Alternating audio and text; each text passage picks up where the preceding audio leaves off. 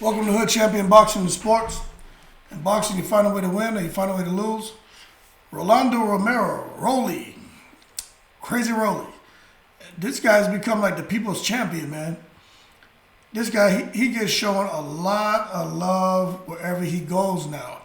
And one thing I've realized over the years, especially the point I've reached in life, man, is people may not like you, they may not agree with you, but when you're yourself, you can't help but respect it. And that is what you get when you're dealing with Rolly Romero. He is himself. But there's still a question mark for a lot of people when it comes to Rolly Romero. Because they're looking at him and they hear the way he speaks, you almost question his intelligence. And it seems like he struggles sometimes with speaking English. Then you hear about him being in like a special ed program as a kid, not talking to later in life, and then basically when he started speaking it was a lot of gibberish, and he struggled a lot in school. But I think a lot of it had to do with him growing up being bilingual, and then whatever other issues that were going on with him, we had to see a speech pathologist and all that. But fast forward to where we are with Rolly, right? A lot of people are still trying to figure out, where is he from? They hear him, because when he starts speaking Spanish, he doesn't have to think about what he's saying. That just rolls off his tongue. So people are just still trying to figure out, who the hell, where did he come from? You know what I mean? They're still trying to figure it out. But one thing that I think that hasn't really been touched on is about Rolly, his background, his uniqueness of the relationship he has with his dad, and coming from a dad who's just like, this fight crazy parent who just pushed boxing, his son's way after his son did well in Taekwondo, or judo was it, right? But we're just gonna go ahead and jump on into it because I think it's interesting, and I love the story about this guy. But we know that his perfect professional record was shattered by Tank Davis with the big left hand, and it is what it is at Barclays Center. Romy, I don't care what anyone says, man. He started well, showed a lot more aggression. Davis ran around that WBA title, looked like he was gonna lose it. I'll be honest with you. I was like, man, Davis. He felt the power of Romero. He doesn't want any part of that. And Romero, in my opinion, was up like 5-1, 4-2. I thought he was winning the fight. But, some people disagree. But he got clipped, so it doesn't matter, okay? But Davis did remain patient, and he just waited for Rolly to make a bad move, lost a little bit of concentration, threw that right hand twice. Leo Santa Cruz threw that right hand 3 times. And Tank just timed it and clipped him when he came in. And Tank has good eyes. He's watching you. He's seeing where the punches are going. He knows if it's going to land in his face, on his arm, or where it is. So he knows when to react, when not to react, when to hold his position. And that's how Tank was able to get that counter left off. It was a beautiful left hand too. But it is what it is. Because, that punch in particular is what floored and ended Rolly's hopes of winning that WBA title. But you see, Rolly is a fighter who's known for his ability to win, via knockout by just standing there and, letting the leather fly. But he'll be back in the ring with another title opportunity soon, I'm sure. But people are wondering, how in the world was Rolly able to look that good against Tank Davis? Well, the help of his father, and who's his lead trainer, Rolando Romero Sr. And the thing is, right, his dad was a 3-time national boxing champion in his native Cuba. And he was an amateur boxing star back home, and he won 3 national titles.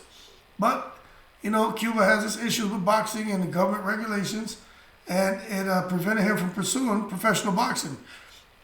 Or he would have been over here in the States, over there internationally boxing and doing very well. But that's why so many of these Cubans leave Cuba and come to the States, because the regulations, it sucks. All that talent, man. Just look at what we do have here, the names we do know about. Think about all those guys who are more talented than them but just didn't get the opportunity, or just didn't have the bravery to try to escape or tried to escape and got caught. And, you know, whatever threats or whatever happened to them being put in jail, they didn't want to go through that again. They just didn't want, they felt the reward wasn't worth the risk of death or coming back and going to jail. Like, you don't know the stories. But his dad, you know, his dad is one of them who got across, and he had some ups and downs when he came here. But we'll see if they talk about that, and so I'll expound. Since I touched it, I'll tell you right now. His dad, when he came up, was boxing and, you know, beating guys. And what happened in Cuba, before he left, someone hit his dad in the face with a bat and messed him up. Then when he came to the States, he was sparring and beating the guy down. And then when he turned to walk away, the guy came from behind and picked him up and slammed him and messed up his ribs and his whole body. So his dad went through a lot. And, you know, there was no more boxing after that, you know what I'm saying? So then, you know, his son doing the judo and gets into boxing. His dad's like, all right, put his all into his son. And that's where we are with Rolly, okay?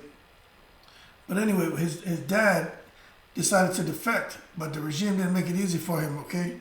So when his first attempt failed, it led to torture, okay? Rolly's dad was tortured and incarcerated for 2 years, okay?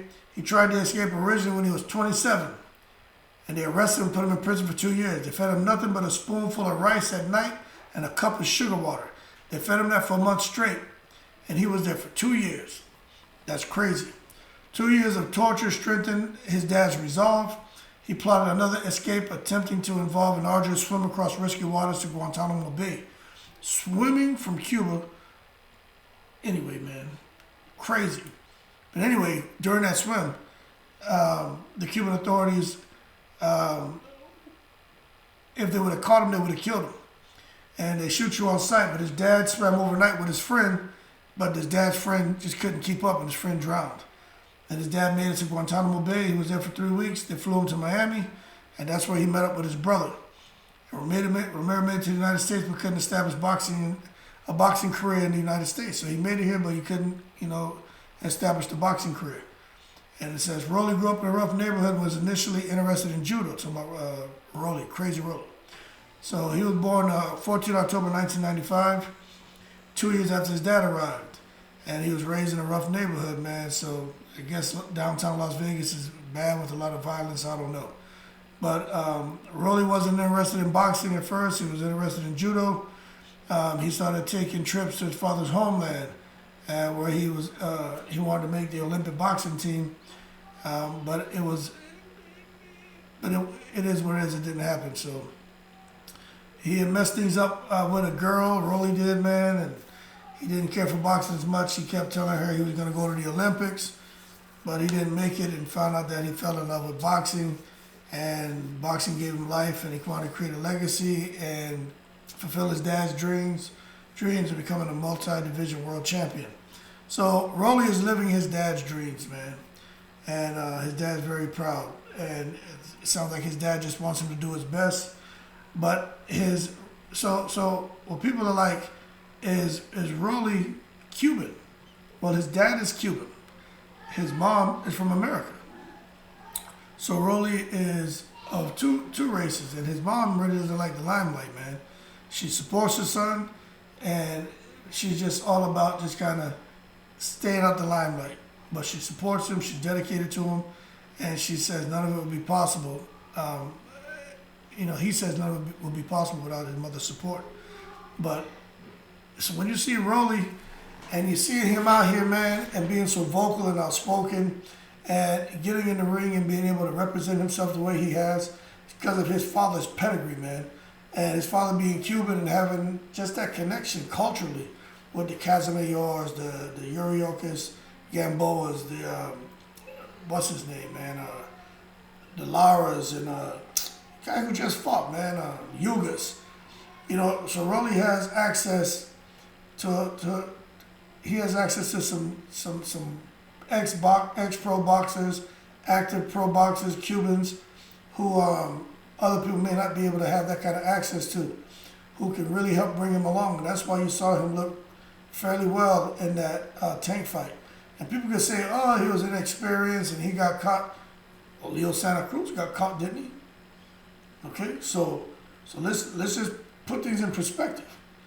Let's not downplay Rolly Romero as being this clown, because Santa Cruz got caught, Pedraza got dropped. Let's give Tank his credit where credit's due. It has a lot to do with what Tank brings to the table, and not so much what his opponents don't bring to the table.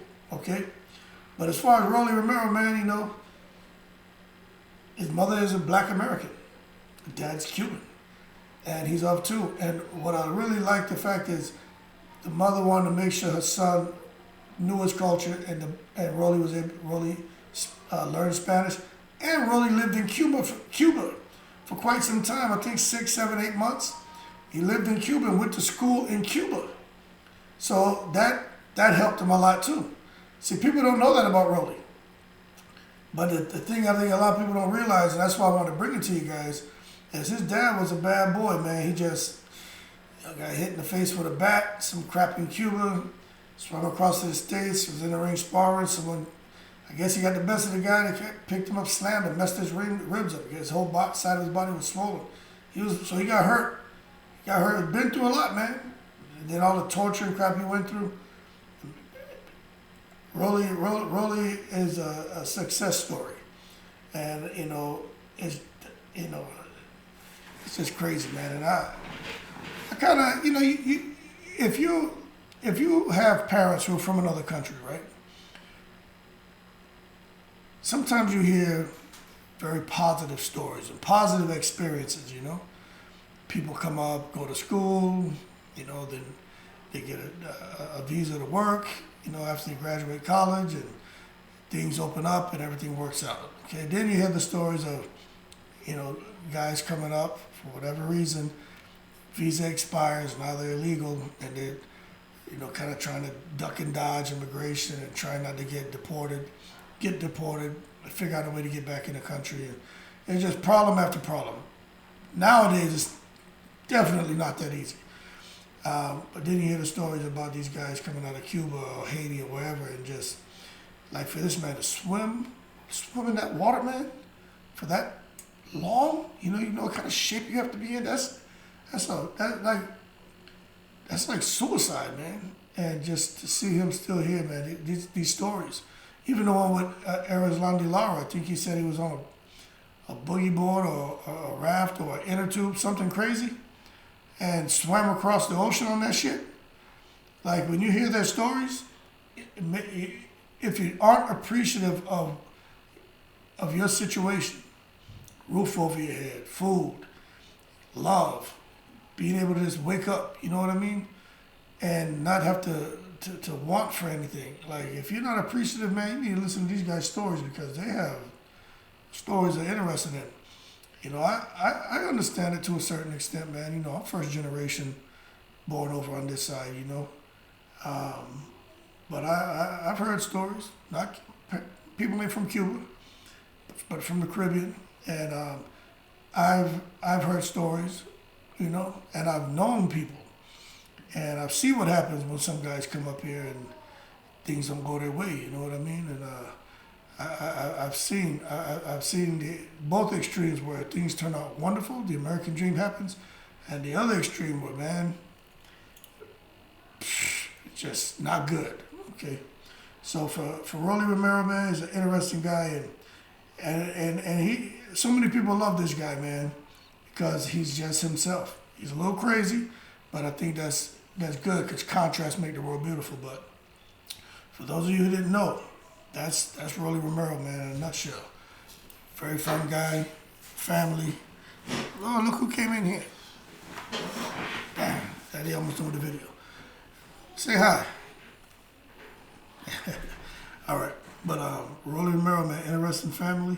Dad was a bad boy, man, great boxer, but things didn't work out his way. So, looking forward to see what Rolly does next. I think he's a good fighter. He's controversial. He's entertaining. He's everything you want. Good-looking guy, and he's bilingual, so he appeals to a larger audience than just a normal boxer who can fight. But that being said, like and subscribe if you enjoyed the video. Shout out to all the veterans, and as always, I'm in the breeze.